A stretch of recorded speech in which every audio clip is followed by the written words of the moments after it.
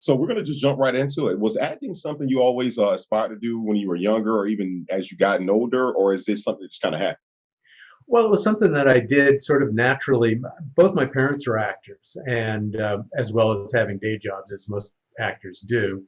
So I grew up in a house where, they were doing plays or they were doing play readings or what have you. My dad actually was a screen actor and fairly worked quite a bit.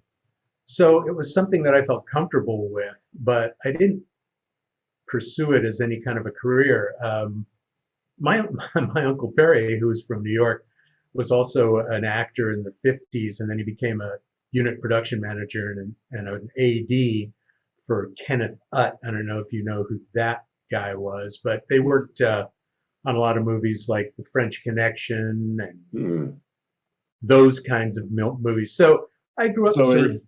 I'm sorry. So he was involved with that. Like, isn't the French Connection where they shot the car chase like for real, like practically on the streets, and not they didn't really like some of the cars that they're almost hitting and driving by were not a part of the production. Yeah, actually, my uncle Guerrilla was filmmaking. totally. My uncle was the unit production manager for those sequences, and it was, Billy Friedkin directing it, who was full speed ahead. Damn the torpedoes! We're going to get the shot.